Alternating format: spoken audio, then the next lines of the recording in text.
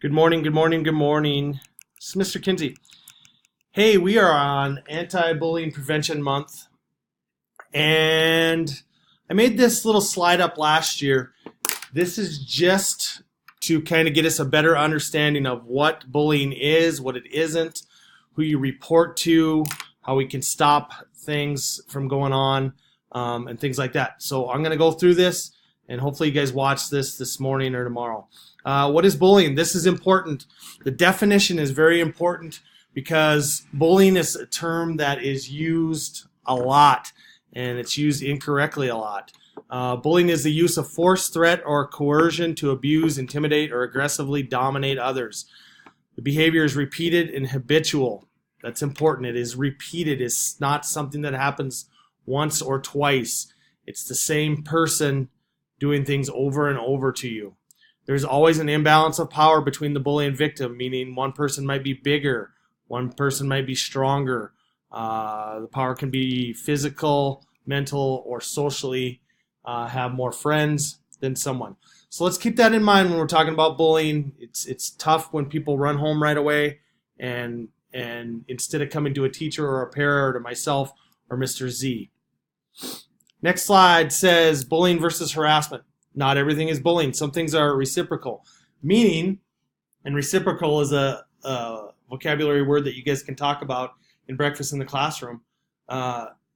Meaning, people are going back and forth, saying things to each other, pushing each other, hitting each other, things like that, back and forth. Still not appropriate, but it might not be bullying. Okay? So if it's back and forth, does it fit the definition that we're talking about of bullying? Probably not. How to report. This is important. You always need to report to a staff member, counselor, or administration. They will direct you to fill out a bully slip or an incident report. Report as soon as possible. It's hard for me when I get a call from a parent saying my son's been bullied all year, and I go back to my reports or I go back to my emails and I don't have any reports of anything going on. Not necessarily a verbal report. Something where you come in and you fill something out and say, this is what I feel is happening. Okay, so make sure you're filling out those bully slips or incident reports. Always telling an adult at school or an adult at home if you believe you're being bullied.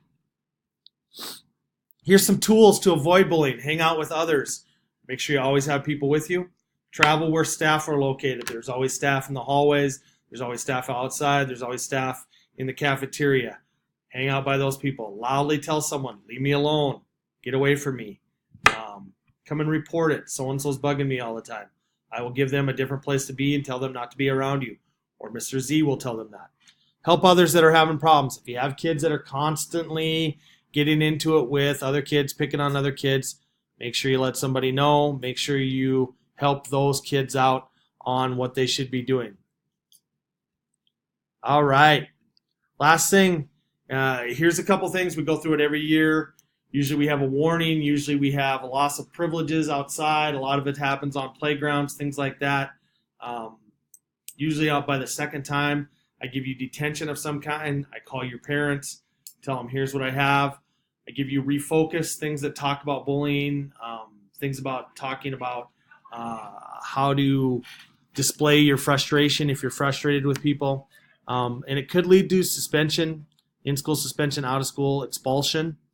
And you might be talking to our school resource officer, or you might be talking to Deputy Skillet. So that is just a few things on our anti-bullying. It is Anti-Bullying Month, Awareness Month. I want you to work really hard in the next month on being kind to each other, helping each other, and making sure that we are not bullying. All right. Thanks, everybody.